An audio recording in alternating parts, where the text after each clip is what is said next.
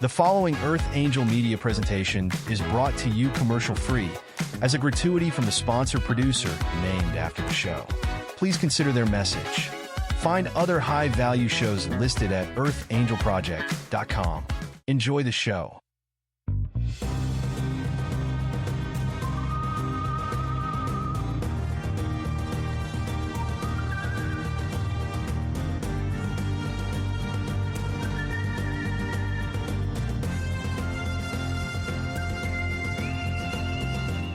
Welcome to Soul Decodes. Join us as we wander off the path to find the ideas that fascinate. We talk about spirituality, the mind, the ego, wellness, and hidden history with tips, travels, and tales. Charms for a better life.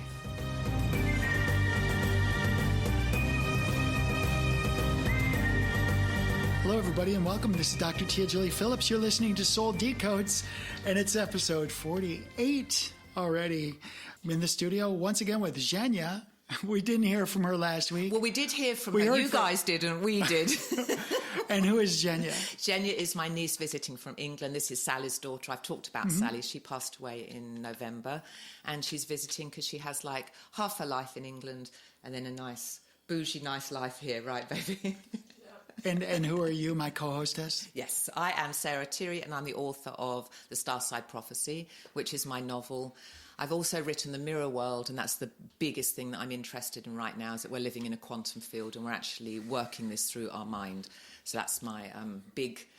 It's a short read. It's only 40 minutes and it's a journal, but I can walk you through what reality looks like if we're creating it, and it's understandable, good use of language, because I was able to distill it because I've had a lot of practice writing. Got it. And then I've written Is This the Best God Could Do, which is a polemic, and I just take Christianity apart ruthlessly, actually.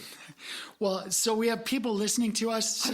If you're listening to us the first time, this is you're listening to Soul Decodes, and the way this came about is pretty organic. Truthfully, no, it's divine. It's not organic. Divine. It's supposed to happen.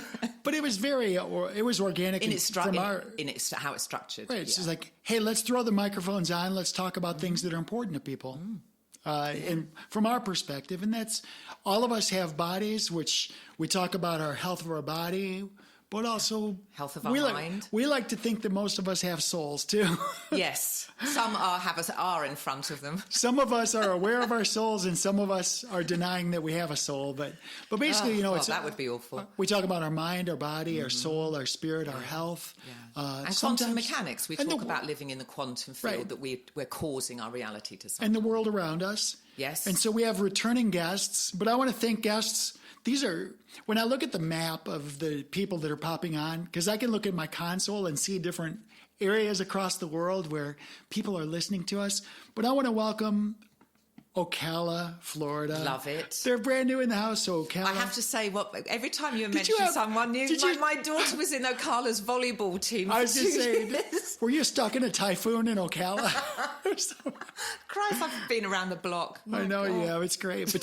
I think between us, there's almost no countries we haven't visited. It's a pretty well-tapped planet. I also want to welcome the Palm Coast of Florida. Flagler Beach is in the house. Is that over on the Daytona side? Yeah, Palm Coast is gorgeous out there. Is. And then East LA, there's a place called Eastmont. Oh. Eastmont, which is East LA. So welcome in the house. Loved LA. So get us caught up. What's happened with you since last week? Any comments on last week's presentation? Not really. Okay, because I got some feedback, and I want to share it with you. Why don't we start off with that then? Yeah, my life is, I'm getting ready to go to Mexico tomorrow. My countertops, I've been talking about this kitchen, are going in today, and soon I'm going to have my sanity back, and then so that's been, and then Jenya's been visiting, so we chat about concepts and ideas all the time. Oh, it's lovely. We're both really curious, so. Well, I think these are the things we're covering. We're not the only ones talking about these. There's a lot of people talking about a lot of these issues, and we're just we're a catalyst for bringing those conversations forward. But I got a snapshot from a girlfriend of mine. She's a new girlfriend. Her name is Donna. Mm-hmm. Donna. This is a call out to Donna Kirkland. Donna.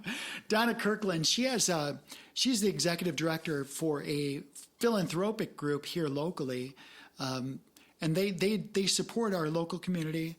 And it's called Live Well Foundation. I'm going to have you meet her because I asked her.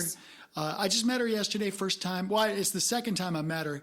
The first time was in a group setting, and I couldn't really visit with her much. But it's difficult then. So we agreed to just get together and have a breakfast smoothie and just have a conversation. And she's really amazing, just really delightful. What's she into?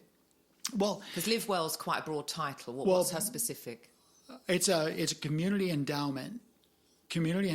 So we'll talk more about it because I'm still learning about her and her mission. But she wanted to learn about me and my mission. And I told her about Soul Decodes. And she actually sent me as soon as we were done talking, she went into her car. She went into her car and snapped a photograph of her console in her car. And she was listening to Soul Decodes.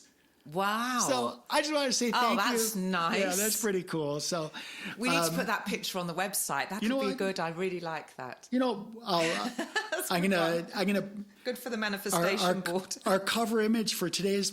There we go. I need to give credit to Donna Kirkland, but evidently, I've talked to since I met her, I've talked to many people in the community, and she's just an amazing, beautiful soul, and I think.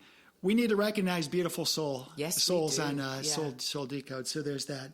With no R's in front of them. Right. So, but this week was pretty amazing for me. I just wanted to make that call out because this week was an amazing week for me in terms of meeting really cool people. Nice. I'm going to do another call out to two chefs, two friends of mine that are chefs, Chef Britt and Chef Cologne. They own a company called Mouthfeel. Mouthfeel is a luxury catering company. Mouthfeel. And they invited me. They had $300 tickets, two of them, to this exquisite event that's called the Taste of Central Florida. Of Central Florida. Beautiful. And it's a fundraiser for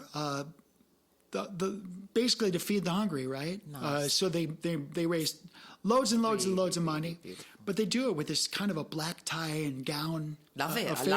Those are lovely affairs. Yes. So I want to call out to my friends at Mouthfeel for comping us some tickets.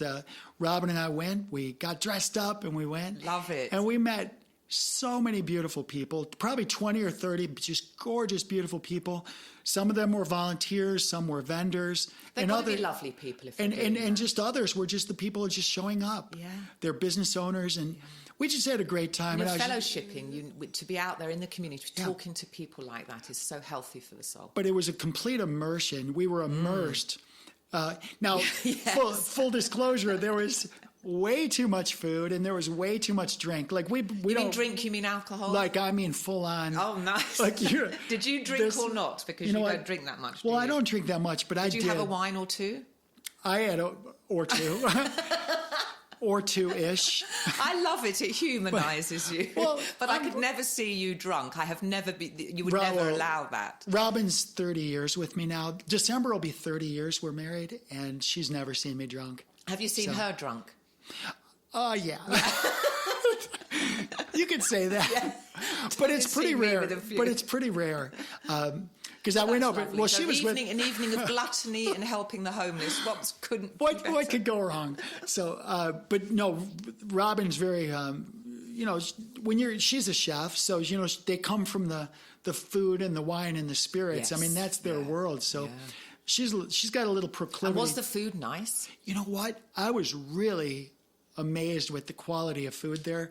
Of course, I've always liked Mouthfeel's food. They don't have a restaurant, so you won't really experience their food unless you actually contract with them to support your function or your party, because they're top end. Chef Cologne, he was. Well, you know what I'll do then. So I'm having a party at my house. I've talked to you about this once it's all done and the countertops. So if I'm doing a party, I don't want to be involved in anything. So I want to enjoy the party. So I'll have them come in and cater it. Well, I mean, right? they do more of the private functions. They do, and what they do exquisitely. But they do, based on what I've seen, they do. it's custom, whatever you need it to be. Yeah. Like I'm a plant-based eater, so Yeah. if I did contract with them for something, then they would buy us all of what they do towards plant-based eating. But their main run seems to be like the things related to seafood and Yes. and just everything's top end, like exquisite cuts of meat and all of that. It's just bougie. Well, he's from Miami. Okay. And his thing, Chef Cologne's thing is basically, like he likes to teach people how to roll sushi and things like that. Like those are his things. Like and it's frustrating for somebody that's exquisite like that to come into Central Florida because people here, they don't have a taste for it. Like they don't understand what mouthfeel is putting out there. Well, you can't understand it unless, to some degree, you've had money and had some sophistication. And so it's to do with privilege, really, isn't it? Because you can know the difference, but if you don't, then you're. Well, yeah, and that's the point. And they're doing really well, all things considered. But it's a learning curve. Yeah. And then when you know them, that's what you want always. But for the local community, they just don't. They want to go. They want to have this exquisite experience, but they don't want to pay more than a hamburger, right? Like, right. So they don't want to. It's a very difficult business model. They're doing well. So the prices are high because they have to be because their food costs are high. Well, I mean, there's that. Plus, what they do is exquisite. So they don't do anything halfway. So this is a business model that is really awesome. And do they come into your event or your house and they'll set up tables and they'll do all the silverware, they'll do full-on catering, or is it just food? I don't know enough about them. Okay. So I'll get in touch with them. That would be nice to have them. So I just want to call out to them because that was really for Robin and me, it was a $600 gift. And I just appreciate when people do that because we don't get out much around here. So you're too busy, darling. Right, so we're pretty busy. So anyway, that's that. That's getting you caught up. So what was the feedback from the show that you wanted to talk about last week? Well, I mean, I've had 2 people that have listened and they said how much they enjoy listening to us and stuff. So that's just, I don't mention people's names. If they want to put their name on the website or something, that's fine. But did they have any questions or anything? No, they just enjoyed it. You know what? They just say they the common thing I keep getting is that people are entertained. That's good. but because everything we do is so spontaneous. Yeah, like, and I don't it's not even edited. There's no post-editing. Like, not only do I not know the next word you're going to say, she almost spit her drink. I don't even know the next word I'm going to say, which is pretty raw. It's pretty spontaneous. So yes, it is. But so we're 9 or 10 minutes into the show, I imagine, and I still don't know what we're going to cover. So we've got Rose's questions, and we've got a couple of those. Anything you want to talk about in current affairs? You've had a lovely. Well, I do, but we can do Rosie first. Let's do Rosie first, because there might be a connection. So Rosie is Tia Jolie's AI assistant, and she knows us better than we know ourselves, probably. She's capable of being objective, and she has a lot of information. She's heard every word we've said. So what Sarah means by that is that when I do the post editing for the show, I put the audio track through a system that pulls the transcript off. And then what I do is I take the transcript and I run it through AI. My AI system is called Rosie, and Rosie takes my transcript and summarizes it. And then we take that summary and I schlep it off to Sarah. I schlep it off to Sarah. And then Sarah, she kind of fine-tunes Rosie's work so it doesn't, because even AI makes mistakes. And maybe I'm saying something and it attributes it to Sarah or vice versa. They're not perfect. It's not perfect. But she does a great job. She does a really good job summarizing. God. If you had to listen to... Well, I did it once. I had to listen and go through the transcript, and it's just hours and hours of work to get a summary. Unless you can just do the whole thing from memory, which if you did straight after, you could. But so... It just makes time. It's just gone. She's just done it. I take 15 minutes and I go over and it's done. Yeah, it's so good for and time. we can if you and I talk about 5 different subjects, but one of them is the one that resonates the most with you. Like today it might be philanthropy because most of my week last week was philanthropically related. Yeah. The conversations, the things I'm doing. I'm even going to talk about Web3 fundraising today a little bit. It's one of my topics, but today was very much about philanthropy so far. But by the end of this broadcast, you might say, you know what? Our main focus needs to be this. because that's what we covered. And so for the listeners, what I'm saying is we run our transcripts when we're done through Rosie. We take the summary, and then we present to you an episode based on whatever we covered.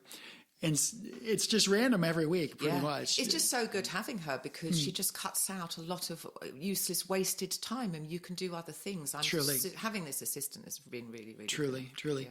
So let's do Rosie's questions first. Well, I actually saw this when I was looking at it, and I'm going to fill this to you because this is right. I mean, I've got something to say about it too. And the question is from Rosie: can we spiritually opt out of collective timelines? Can we opt out of collective timelines? That's a good question because there's really like 4 facets to it. My collective timelines, right, and that's where that's the bugaboo right there, is the collective part of it. Because I know that we speak a lot about sovereignty and in our individual soul's journey. Is there such thing as a collective soul? Or a collective journey? There's a consensus reality where people who haven't woke up to their sovereignty are going to be forced in like a sheep mentality into a herd. So that would be a collective timeline because you're all thinking and you're not independently asking questions and doing a deep dive into your own nature. So that to me was how I would categorize a collective timeline. And you can opt out of it. Yeah. So very much so. Wake up. I'm gonna put a qualifier on that. I get what you're saying, and my take is a little bit different. I think that we can only opt out of this current rendition of our reality after we hit our. And reality is this broader reality. A broader reality, okay, right? Yeah. But I'm saying. You mean this life? This life. Okay. I can only really opt out of this once I've achieved the things I came here to do. Otherwise, I need to, let's just imagine that this reality is a swimming pool. And there's all this discussion about whether or not I should jump into that pool. If I do jump in, what do I need to accomplish? I need to float. I need to do this. I need to learn these certain tasks or these certain skills. And I can't leave the pool area until I've achieved those goals. I believe that. Now, if I do try to get out, I wouldn't be surprised if somebody pushes me back in and says, no, you need to finish what you started off doing. Yes. So I think that there's probably some sort of a mechanism where you can't opt out. I can opt out. So what is it? What is collective about that, though? That's about me. Yeah. Yes. The whole collective thing, I'm not even sure that... To me, it's just that the collective is the consensus reality, is what people... I'm sharing this planet with a lot of people who have not understood the power of their mind or how to reprogram themselves. You're going to be at a distinct disadvantage in that, so you will tend to follow the herd. That's the collective reality. And I don't have to live... I'm taking full responsibility for my creations, and I'm going to understand my mind, and I'm going to understand what frequency and vibration will do, and I'm going to step into those timelines. That timeline is mine, has nothing to do with the collective. And I love that because I'm very much I like to back away from the situation and observe. I've spent most of my life quietly observing everything around me for multiple reasons. Genya. We talked about this yesterday. Yeah, for multiple reasons. But I very rarely go with the herd. Almost never. Well, you've I'm not asked going to too say many questions, and you're an independent thinker. Yeah, but sometimes it's fun to go with the herd. Sure. I mean, but it's a conscious decision. Well, there you it's go. not, and that's the difference. Yes, I'm not just doing this because of pure pressure or because I want to, because you share the planet or for with the acceptance or whatever. Yeah. Because we're social beings. Yes, that's right. And if there's something really cool that the herd's going to go and see and do, and it's I'm going to join the herd. Maybe I'll join the herd. Like while. You and I went on this boat parade last year, and it was so much fun. And I don't have to buy into everything the herd is saying or doing. Or no. It's not a judgment thing. Yeah. It's, can I enjoy the experience? Can I celebrate? Can I celebrate life? So for the listeners, I have to describe this boat parade. So I don't know how many boats there were, probably 150. And we were all told to do this conga line, basically, but nobody was until the end. But we were all in Lake Minnehaha. And No, I don't know when anyone didn't figure this, but what was happening, the boats were so close to us that there was no rhythm in the water. 1 minute you'd be jostled forward, then you'd come back, and then you'd go to the right, and then a big wave's coming over at you from this boat.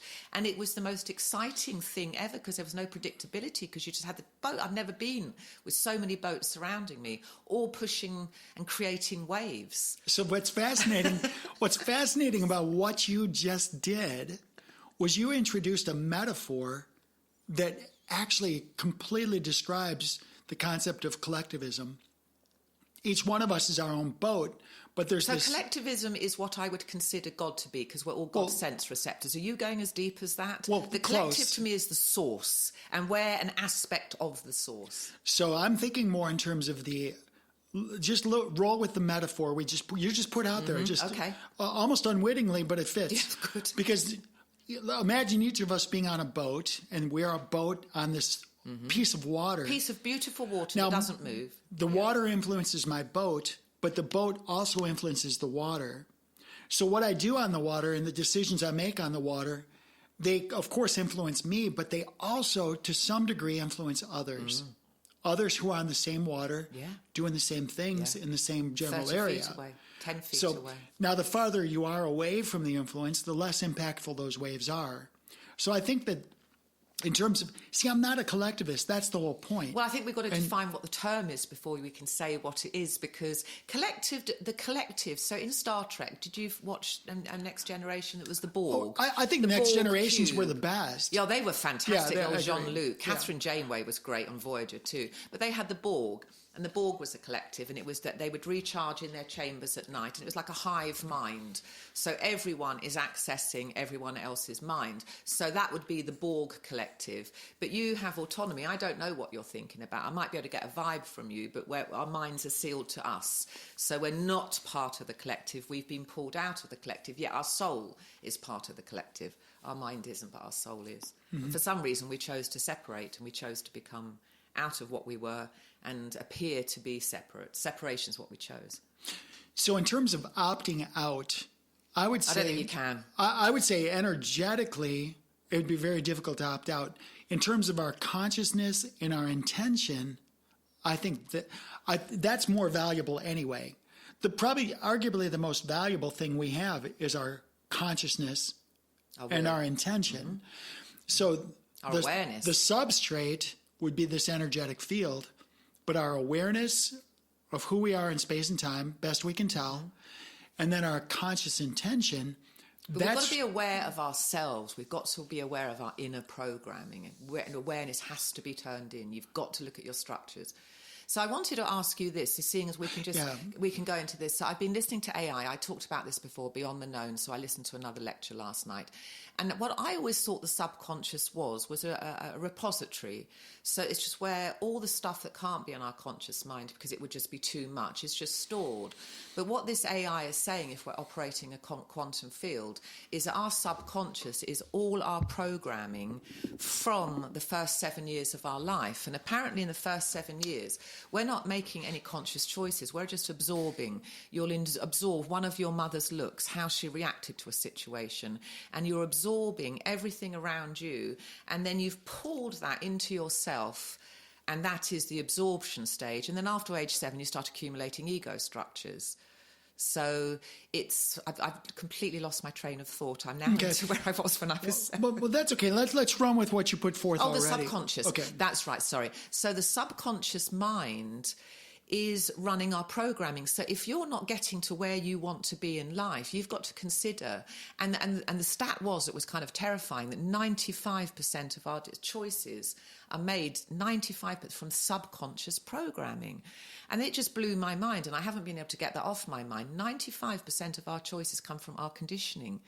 And now this AI program that's talking about the quantum field, there's no reference to God, there's no reference to the source, there's no reference to reincarnation, there's no reference to any of that. But because that's in my pantheon of ideas, reincarnation, you're coming in, so the first 7 years is supposed to download your subconscious to set you on the path that you were on your last life, when you died in your last life. So they can't equate that in this AI, because there is no rhyme or reason for even living for me, your first 7 years is absorption, but you've got to be careful. And I've noticed in some of my thinking recently and my actions, I'm picking up things that were in my programming, and I've caught it because I've been paying a lot of attention to my inner structures, because a lot of your programming you don't want. A lot of it will fuck with you and it's useless.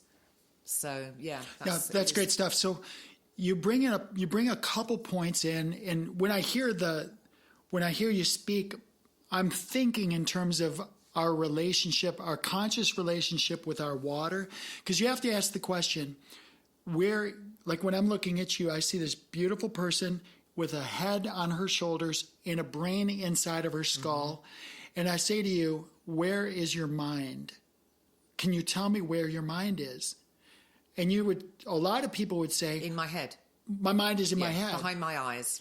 Right? Okay. You equate it with your, but that's right actually, here. but that's where your brain is. Yes. That's not, is your brain the same as your mind? Yes, quite, and it's not. And it's not. So, because if the brain were the same as the mind. Well, the brain's a machine to me.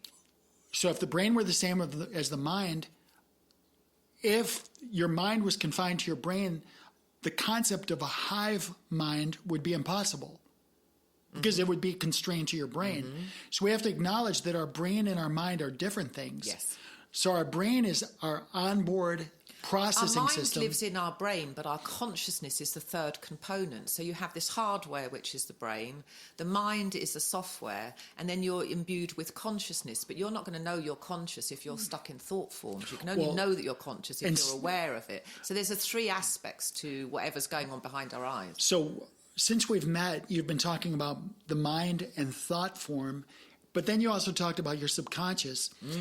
I would encourage everybody to just look up and study the work of Joe Dispenza. Oh, yes, I know Joe him Dispenza. very well. Fantastic. You and I know Joe. In fact, I didn't know about Joe about maybe 7 or 8 years ago, but I was walking by, Robin was listening to something, and I was like, who is this guy? Because everything he was saying is exactly what I teach. And I'm like, who is this guy? Who is this guy? Yes. I found out it's Joe Dispenza. So now I don't have to teach it. I just shuffle people over to Joe Dispenza. Yeah. That guy's amazing. But what you're going to find is that and Joe Dispenza, incidentally, talks about you're in charge of your reality operating within a quantum field. Right, and there's so much value to what this man has studied and what he's put out there. He's such a wealth of information. But listen to what he says. I don't need to recount it here, but listen to what he says about subconscious mind. Okay, I'm going to do that. Because there's unconscious and subconscious. Yeah, I would say that... Where's this repository of every experience we've ever had? To me, that's the subconscious storage. Yeah, and this is one thing I'm not sure I've heard him talk about, but I'm just going to put it out there. The storage for virtually all knowledge everywhere in the universe is the water. It's the water. The water, one drop of water, has the capacity of storing all of the information in the Library of Congress. It just blows my mind. One drop of water. So we really have to acknowledge, we have to say, okay, well, if Sarah's body, your body, is 70% water by molecular weight, but if you actually count the molecules, the oxygen, and you count the oxygen and the hydrogen, and you count them, you're basically pure water. Like even the smallest strand of, you go inside of your DNA or your mitochondrial RNA, these tiny little fractals, these little strands of protein, the tiniest little strand of protein, if you look at that tiniest little piece, it's swarmed with water. Now, if you can imagine that this RNA is trying to make good decisions, and it's swarmed with water that's got infinite intelligence. I say intelligence not in terms of a judgmental form, but an infinite awareness. Knowledge. It's an infinite awareness. Now, that water doesn't think in terms of English language, French language, Chinese, whatever. It thinks in terms of structure. It thinks in terms of shapes, designs, and when it looks at something, it remembers formations. It remembers shapes and sizes. You'd be brilliant doing a mushroom trip. Because how do you know I'm not tripping? Because they talk about this sacred geometry which you're describing. Yeah. So what I'm sharing is that I think that our next frontier is going to be to take what we're talking about now to the next level. Where is our mind? I'm going to say that if I were It's playing, everywhere. yeah, I'm going to say that if we were, but localized to each of us. right, so you're an avatar, I'm an avatar. My mind is not my body. No. My soul is not my body. To me, mind is different from consciousness. To me, mind is where all my ego structures are. This is what I do to prepare for the day. This is what I do to get through my life. And it's how civilizations were built, the mind construct. And then you've got the awareness, which is the observer of the mind. It has nothing to do with all these thought forms. And that's just looking. So you've got awareness, and then you've got mind constructs, and then you've got your body. This is kind of a cool conversation, and I'm going to take it this evening. I was invited to another social event this evening. Goodness and me. It's a private event, and it's again, it's mouthfeel. They put out a spread at a private residence, and they invited us there. Evidently, they enjoyed our company. Yeah. But these are the types of things 150 years ago that people used to talk about. Before there was internet, before there was... Yes, it's fascinating. They would talk about the nature of nature, the nature of reality, the nature of relationships. And that water is somehow... is the source. It's holding all knowledge. Water... It's the repository of everything. So they call that the Akashic Records. So the Akashic Records is this repository. But you're saying the water is the physical thing that's holding that in 3D reality. So let me just frame it up this way. There's a friend of mine. I'm going to call out another friend. His name's Max Champy. Max Champy. Hi, Max. And Max Champy, he's just a brilliant person, very big-hearted guy. And he owns a company, multiple companies, but he has livelongerlabs.com. Great. That's a great name. Live Longer Labs. But he's such a brilliant guy. I learned about him because I was studying carbon-60, which is a Buckminster ball, a Bucky ball of carbon that holds electrons like a sponge, and it's a major... Don't get too geeky on me. I'm not going to get geeky, but basically it's like vitamin C times 60. Oh. It's very effective as an antioxidant. Oh, yeah. And antioxidants are and important. that'll ward off colds and flus and everything. things. Yeah. So do you take that every morning? I used to. Back when I was having some health issues, I took it all day. I took it a couple times a day. But I talked to Max once. It was years ago, and I asked him a simple question: what's the easiest way to purify and structure water? What's the easiest? And I was thinking he might talk about, well, filter it in multiple layers of pressed carbon filter and spin it put it in copper piping or rotate it through a magnetic field, because there's all sorts of different ways to structure water. And what's the point of doing that? Just to see what the composition of it is? It's no. For anything. Water's a liquid crystal. So in the same way a crystal can store knowledge, water is a liquid crystal. God, yeah. And a liquid crystal can take information. And then what do you do, drink it? I mean, what's the point in getting this really beautiful water that's now... Well, what do you do with it? You use it? You consume it? We are it.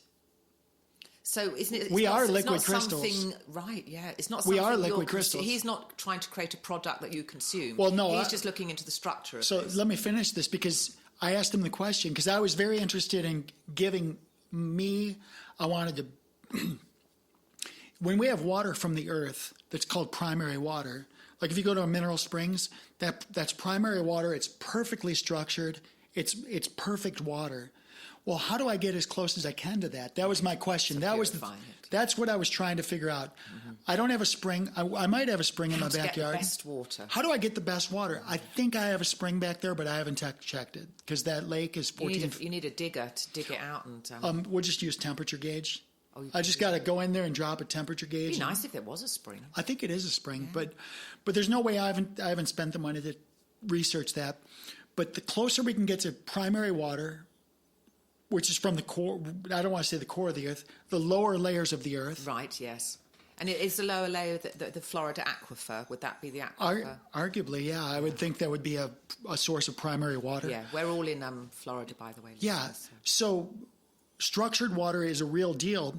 When you say what's the value of structure to the water, well, It's the difference between watching a very crystal clear television, where you can see every detail of the image. Pixels and So you can see the athlete, the little bead of sweat on the brow of the athlete. You can see that, versus listening to an AM radio, right, where it's all staticky and scratchy and staticky, or you're looking at a video of a video of a video where it's lost its resolution, right? Totally So get that message.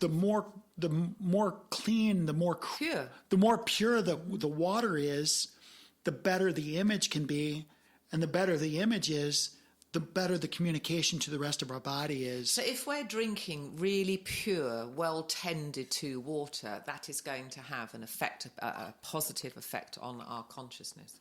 Truly. Yeah. And the best water you can get. So anyway, let me tell you the rest of the story with Max. I said, Max, how do I what's the best way to get the cleanest, best water possible? And he didn't answer with pressed carbon filters or these high-tech things. He kept it user-friendly. No, you know what he said? What? Prayer. Here's this geeky nerd scientist. You weren't expecting that answer. I was not expecting that, but he said prayer. Wow, that's so interesting. And my mind immediately went to the sacred waters of the world, went to Lourdes. It went to all of these places, the indigenous people. In my novel, I have Starside, which is the processing plant for all souls coming and going, and I have the River Jordan running through that. And this was Starside before it was on Earth, and that was the living water. And this water came up in all the fountains in the parishes, and there was this fountain. So I was tapping into the sacredness of what you're talking about, but that wasn't even knowledge in my mind, though, because I go into the flow when I'm writing, so I'm not actually quite sure what's going to come out. But it was sacred water. And that was, it's a big deal. Yeah, it is. And I was writing about something, and now I'm talking to you about it. It kind of makes sense. Well, I've got so many people. I've got probably a half dozen people who want to talk to me in the next week or two about water. And I'm not soliciting them. They're coming to me. So I think... Are you going to say to them now, are you going to say that prayer is an effective means of making your water what you need? Prayer and meditation. Yeah, for sure. Prayer and meditation is what... Yeah. Max said that's praying over the water. So you've now got it, because I pray and meditate all the time. But what he's saying is that this is to this water. Give gratitude. And this goes back to Yasaru Emoto. Dr. Emoto had the experiments where I showed you the crystals. Yes. Where you curse these crystals and you have to know there's a God when you see that. This cannot be random. Right. But we are the ones that are influencing those crystals. So imagine this. If you want to change the world, change the water.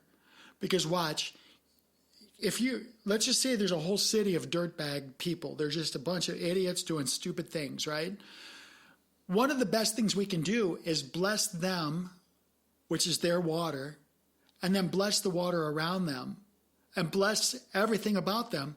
Bless their fruits, their watermelons, because the best water you can get is from like a watermelon that's grown in organic soil.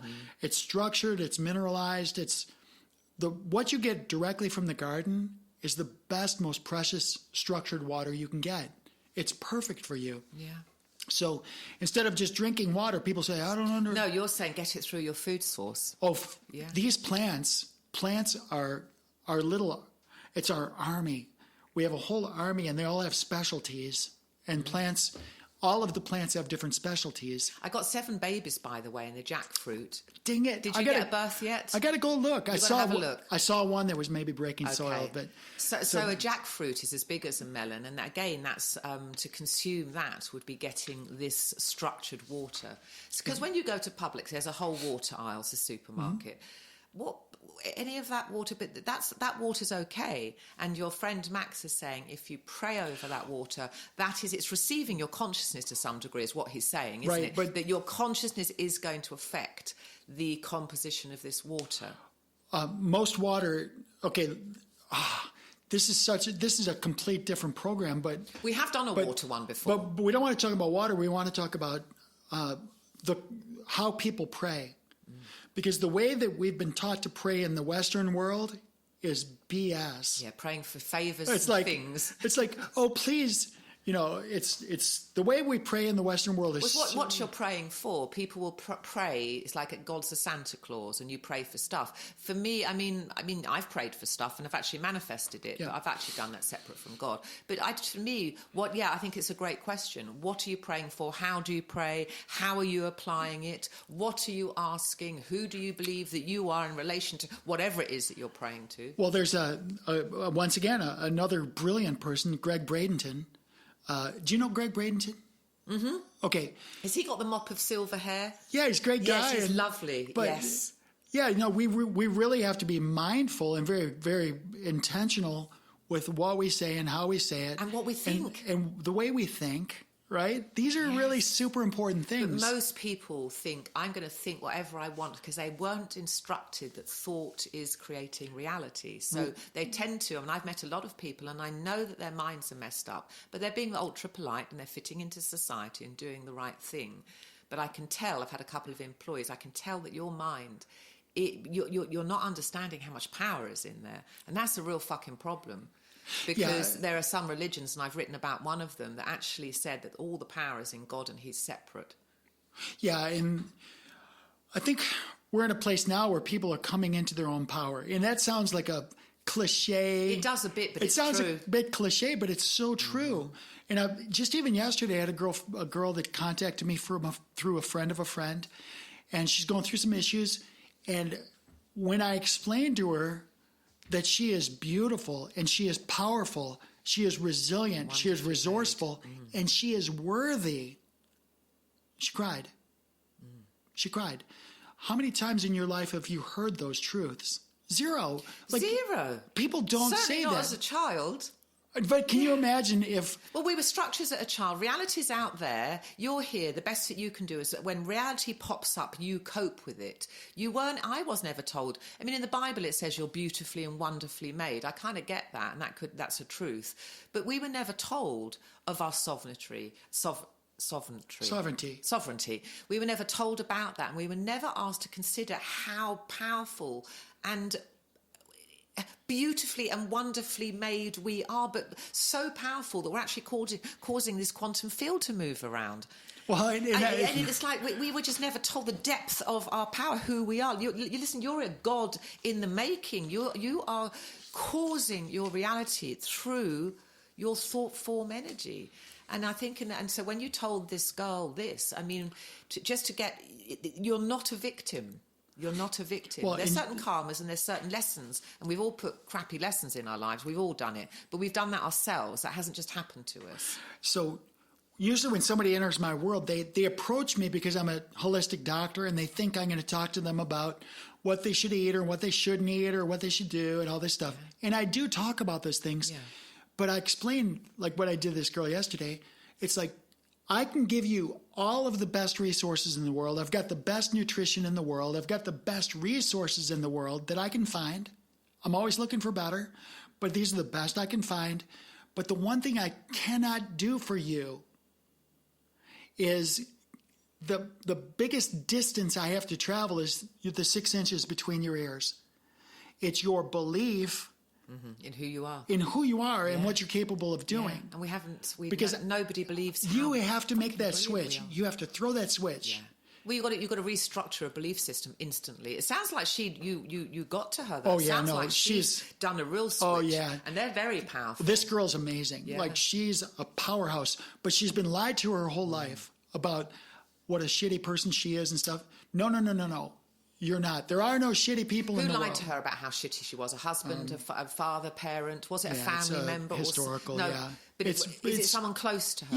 Yeah. So you're living under the shadow of a parent that just can't stand you and just diminishes you all the time. It's relentless. Even now, even though they're separate, if you have parents they're just dogging you all the time. Even though she's married and she and her husband have their own life, she's constantly getting dogged and badgered. It's like, you have to say enough. If it's not serving you, permit it to go.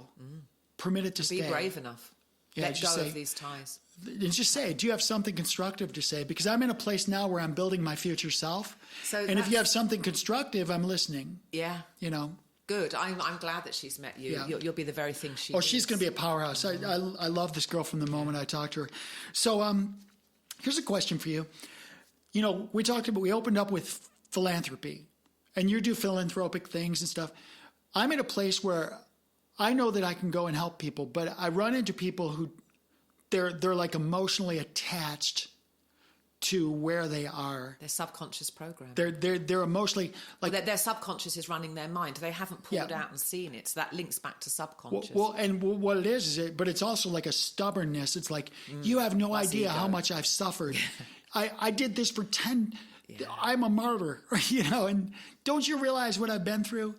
And they can't get to the point where it's like, yeah, that was a big shit sandwich. Well, if you frame it differently and you say, and Jenny and I have talked about this, we've all been through some shit on this planet, but if you frame it, I grew from that. There's profound things I understood from that. I'm not that now. I've moved on and I'm going to keep growing. So if you frame it in a way that's useful to your growth, but then if your ego is like, I've suffered and I'm a victim and I'm a martyr, you don't know, I've had it really bad. I mean, you're just screwed. And all you're going to attract from the quantum field is more of the same. So you will have a bias that allows you to confirm that you were right all along. And now you're just going to hold on to that opinion even more. Well, it's a confirmation bias, and you just keep pulling. It's a vortex. And then it's getting bigger and bigger, and your neural pathways are getting set with this shit. Yeah, exactly. It's a vortex, and you're reinforcing all this stuff.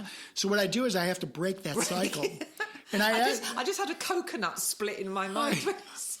Well, I usually ask these people. It's like, okay, it sounds like you've been through a lot. Yeah. Do you want to continue to relive that stuff, or are you ready to make a change? Freaking wake up a bit. Like, just wake it up. Mm-hmm. Wake up. Are you ready to make a change? Because until you decide to move forward, I'm no good to you. Oh, yeah. I flogging a dead horse. I'm no good to you. Yeah. So when I can give you information. If you have to catalyze if you want to go and suffer some more and lick your wounds and, lay on the ground. We've all done it, by the way. I'm laughing, but I've done it. Lay on the ground in your little fetal position and pity party and pee on yourself. Then go do it. Well, I put a diaper on before I have a pity party. But when you're ready to move forward, I'll match your... Well, then you've got to take responsibility for your creations. I'll match your effort. Yeah. So let me ask you this. This is because you're so philanthropic, I have people coming to me wanting things all the time. Mm-hmm. In your mind, how do you discern when to give somebody something or when not to? So it's going to be an inner resonation, right? So you're going to feel, and what is it they're asking for? If someone came to you and said, I need a free consultation for 30 minutes about my physical, that would be an easy one. Well, I do that anyway. Exactly. Yeah. So you're doing That's that. Easy. But if someone came to me and said, Sarah, I want you to do this, this, and this took up a massive amount of time, I could still do that. But then I would probably say, if I'm going to put this effort into, and it's something to sell, because I create products, I'm a philanthropist and I create books. So it depends what's in it for me as well. And this should be mutual. You should both do it together and you should both be getting something from it. And I'd be more inclined to say yes to those projects than any other one, because now it's a collaboration, because they're coming to you for your skill set, and that's very valuable, especially yours. Well, I've got a skill set in a certain way, but you're on a whole different level. So, yeah, it's going to be just discernment. Is there something that you can mutually benefit? Do you like the person? Do you see them as so in need of your love and your help that you would just do that for them? It hasn't got to have anything to do with you. So do you feel... So I would go, can I just do this for you? Can I just do this for you? And it doesn't mean anything for me at all. And that would be a very high vibration. You'd be in angelic realms at that point. And that's very interesting, because the quantum field would open up the opportunities if you were there doing that, because you're on a high vibration. What you're saying is so on point. Like, that's pure gold, what you just said. So here, let me just throw an example. We've been in Central Florida. We moved here 6 years ago, and then there was the scamdemic, and then so everyone was not visiting with each other. But just in the past few years, so we moved here, we knew 0 people. But just in the past few years, right about the time I met you, we started getting out there and meeting people and interacting with people. And now we know dozens of people. I mean, hundreds of people, and they're beautiful. We really appreciate those people and for their uniqueness and for what they're doing. Their humanity. It's just a beautiful group. We just love our friends, okay? Now, when I go to like the chamber meetings, it took me a couple months to join the chamber because I'm like, why am I even in the chamber? I don't have a quote business that I want to put out there. So why am I there?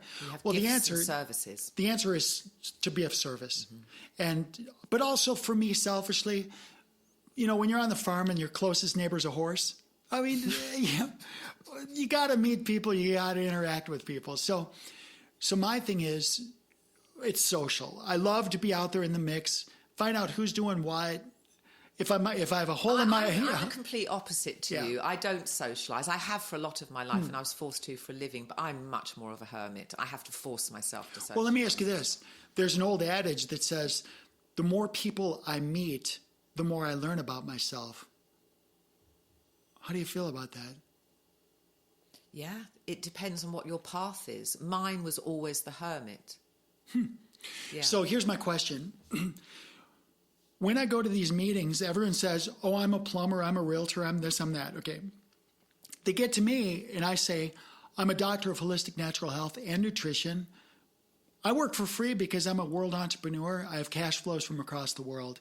Well, why don't you position yourself as a consultant then? Because I don't want to be a consultant. What do you want to be? Just there for them? I want to be a servant. I want to meet people right where their needs are.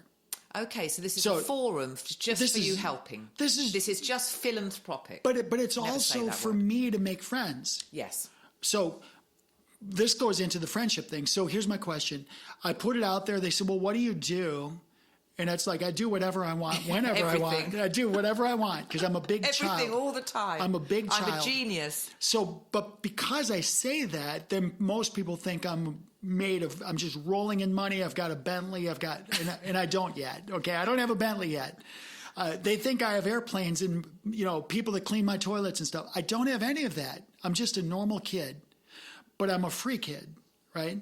So what I have is I have a bunch of people coming at me that want things from me, but specifically they want donations. They want me to give them things. But my thing is, you either qualify as a charity or you don't. And do you agree with that? What's their charity is? That would be. But this is the whole thing. Like, here's the thing: if somebody's coming at me and they're raising money for cancer, I don't believe in cancer. Most cancers are completely optional. It means that you've neglected yourself for so long that your body is misbehaving. In most cases. So what is your answer when you've been asked then? What do you say? But this is why I'm asking you. Well, I would be honest. Well, okay, here's my answer. I would be honest. I would say I have a different structure of what I believe cancer to be than you do, so I can't report cancer relief efforts because I have to tell people about cancer itself. And we've done a show, The 7 Stages of Cancer. Of disease, So you're just, of disease. So you're just coming at it in a different way. Respect their way, but it's not yours because they're seeing cancer as something outside of themselves and you're seeing it's something you can actually control. So let's track on this because your first statement was, do I like them? Mm-hmm. Yes, I love them. Okay, check. I checked that box. Yes, but not. So to me, that's very important because not everyone I meet I resonate with. Okay. So that would be very important. Is there a vibe where I'm clicking and meshing with you? Okay, that's fair. And it has to be instant and it has to be like that. So the next thing is, what are they asking me to do? Mm-hmm. Is it super time intensive? Or is it not? Is it something I can do quickly? Do I just need to make a connection and put them in touch with Sarah? Maybe they need a printer and you've got a publishing company. I can just put them in touch with you. So if it's something quick and easy, I'll just do it. But in a lot of times, they're just looking for handouts. There's a lot of people that just, they want me to sponsor a $1,000 seat at a concert or something. Like, this is... But that's solicitation. Right, but that kind of bothers me. Okay. Because I believe in a value for value transaction. Yeah. Well, that's what I said when you first asked this. Are we mutually getting something from me giving you money and time? Is there an end product where I'm going to benefit from my time and money? So that's exactly. Is it? But you're saying this is just one-sided. They want $1,000 and there's nothing they can do for you. They just want to extract something they perceive you to have. Well, and let me throw this example out there. Have you seen what's going on in the past few months with the Girl Scouts? No. Okay, let me just give you a quick summary. For years and years and years, the Girl Scouts fundraiser was... Cookies. Cookies. They're known for the Girl Scout cookies, right? Okay. Oh, now, when we were kids, we'd get a box of cookies or the peanut butter ones, and everybody had their favorites, and there were these big boxes, and we counted them, like 18, or get these because there's 24, right? I mean, it was a big deal. Treat. And we looked forward to the Girl Scout cookies 40 years ago. That was a big deal. Now, there's chemicals. There's actually doctors that are showing that the Girl Scout cookies have 5 carcinogens in them. These are toxic. So here's the depressing. It's so very sad. Depressing. So I look at that and I'm like, it's not the Girl Scout. It's not the girls. The girls. No. They're just nice. They're not. They don't know what's going on. Oh my God. But so I'm very discerning with where I spend my money. What the product is you're endorsing. I want to help the girls, but I don't want to support the criminal activity associated with taking toxic chemicals. I agree with all your dilemmas here. And even if I bought those cookies, I don't even think I'd throw them in the trash can because that's going to pollute the water. Well, then why don't buy the cookies because you don't agree with it and just slip them $5? I mean, you can still support their cause, right. But so you could do it that way. But I get your dilemma, So I don't do that. Maybe you're not going to be a very good philanthropist. Well, maybe you'll just have to give and not to be anyone coming to you for money. Just give it without anyone soliciting. So here's where I'm at. So what I've done over the years, by the way, time and money. There's Time is more valuable than money to me. Yeah. So what I've done over the years is I've said to myself, is what I'm about to do for this person something that they could otherwise do for themselves? Mm-hmm. And why aren't they doing it for themselves? Right. Now, if it's somebody that cannot do something for themselves, then... But for you have a PhD, and this is years and years of training, and not everyone is capable of doing that or motivated enough to do that. So you do have you're a database of knowledge. That's what you are. So a lot of people aren't going to be able to do what you can do because you can do what you can do because of this massive amount of training that you've put yourself under in your entire life and going back to all your training. So, but not everyone's at your level, baby. That's fair, and thank you for that. My point is on a more of a broad thing. Let's just talk about you or just anybody, really. How do we discern, like, it's always said, what's better, give a man a fish or teach a man to fish, right? Mm-hmm. So what I've always tried to do is say, okay, I want you to go to your next level. I want to help you go to your next level. My dilemma is I don't know what your next level is, what your motivation is, what your capabilities are. So I have to interview you. I actually have to become your friend and talk to you about your goals and dreams and desires and what's next for you. But also in the process, find out what are your limiting beliefs. Yes. Yeah. What's that loop that's holding you down? Yes, what's this loop and what's going to hold you back? So what I've done is I just rolled out last week Web3 fundraising, which gives me a buffer. Because what I'm doing with Web3 fundraising is when somebody comes to me to ask me for money, what I can do is give them this website and it identifies the top pain points associated with fundraising. Because if you're looking to fundraise and you read through my web3fundraising.com, you read through and you can go and download this PDF I created and you use that like a checklist. Does my organization do this? Yes. Does it do this? Yes. Does it do this? No. What is this? Are you giving your donors something of value? Because donors nowadays, they can put their money any place they want. Mm. Is your organization giving them something of value, or is it toxic cookies? Mm. So maybe that's something you need to uncheck that box until you can fix that box and figure out something else. Product. Is there something better you can put in that product? Yes, exactly. So what I've done is I've created a huge checklist, but I've given answers for those checklists. So right now on my computer downstairs, I've got an e-guide. It's called 17 Ways to Uncrazy Your Booster Talks. I don't know what booster talk is. Fundraisers are called boosters. Oh, okay. So when they're talking in their little circles about what we're going to do to fundraise this year, I'm giving them... Because I have projects, but I fund my own, so I've never been involved in soliciting for money. But this is where you and I are. I self-fund all of my stuff. Mm-hmm. And even talking to my girl Donna yesterday, my new girlfriend, she's like, well, do you have an executive summary for this, for my projects? I'm like, I don't need an executive summary because I'm the executive and I'm funding it. So I don't need to present because I do it all myself. Yes. So, but I understand the need for that. But I wanted some mechanism. I just don't have these people coming in and asking for money. I didn't realize that's kind of what you're No, having it's to a thing. fend off. It's the whole thing. It's a thing. Yeah. They want you to buy this, sell this. I would just feel like wanting to have a sassy answer and saying, I need to keep my money for my projects, and then when I have billions, I'll be a philanthropist. But right now, I've got to rein this in. Well, I think some honesty might be okay. Well, I in do that. situation. I do that. Yeah. And I just say, look, right now I've got 17 and projects. I'm funding my own shit. I do that. That's exactly what I say. I've got 17 projects. I want to say yes to yours. Yes. But that means I need to say no to something else. Mine, and I'm a creative. Tell me what your project is and why I should fund it or why I should help with it. Now, in most circumstances, they don't even know about their own project. Oh, it's so depressing. It's terrible. So what I did with Web3... I'm glad I stay behind my gates. No, but so what I have now is a mechanism where I'm teaching people. I've got an online mechanism where they can learn. They can literally self-assess the pros and cons of their own fundraising efforts. Great. They can download it for free. Yeah.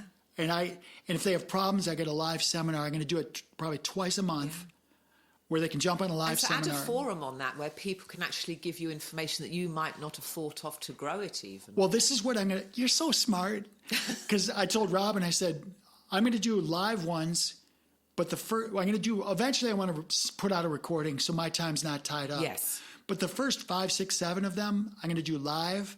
We were talking about that on the way over. And I'm going to take the transcript and the questions, and I'm going to use the questions in the transcript to build the foundation for Brilliant. a new program. So, but I need those questions to come in so I can answer those questions and then use that as a basis for a new program. Or you could just ask Rosie. Yeah, and she's good, but and she's actually very good. But I really want to get the raw questions coming in. You want the human interaction too. Yeah, you need because some of those questions are nuanced. Yeah. Yes. Because she'll give you a broad spectrum answer, but some of these are nuanced, like dealing with foundations and things like that. So we've been all over the board. We answered Rosie's questions. Our time is up. And it's been wonderful. This is really good. So I wonder if Zhenya has any closing thoughts. No. She's not. No. She's nodding no. So what are some of your closing thoughts? Oh, you know what? Wrap up, because you promised we'd hear the summary on your wedding. Oh, there's a summary on the way. Well, I'm actually not going to be able to wrap up with that because it's going to be a whole thing. And it's a whole thing. Social media. So yes, it's a whole thing. Okay. But let's bring it up. Yeah, because she's already heard this. So let's bring it up on the next one we do, and we'll go through this because there's a major picture at work behind all this. Okay, but it was wonderful. They're and the happily married, and the wedding arch was lovely. So let's promise. Promise. Hold us to it, people. Yeah. Next photography. week, Remember you talk that about word. Just the word photography. We'll write it on the board. Right on the board, yeah. We're going to talk about the wedding, photography, and social media. Yeah. I'm going to talk about this week. So this week is called... Well, I'll do that too because I'm going to Mexico. So I'll probably have a whole shit ton to tell you. But this week is what's called Crypto Week. I sent that thing you told me to send to Charlie. He was like, thumbs up. For real? Yeah. Okay. But this week is Crypto Week. And I can't wait to be done here because I need to go check my portfolio because we're crushing it. I'm telling you, gold, silver, and cryptocurrency, I can't wait to hear if you're banking next week. Gold, silver, and crypto, we're in it. You will, baby. So, okay, well, I love you. Thanks for coming out. Yes, it's been wonderful. How long's Zhenya in now? Zhenya's here till the 27th. 27th. Okay, a couple more times then, right? Yeah. Okay, great. It's always good seeing you both. All right, love having you. All right, be well. Bye, everyone.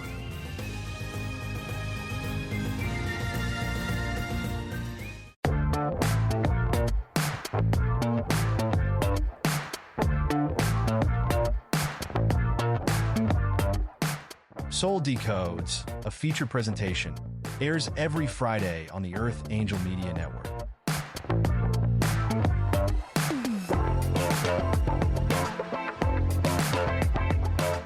This episode of Soul Decodes is sponsored and produced by Live Pure. Optimize your life by taking your health to the next level. Listen now to learn how Live Pure will make your world better.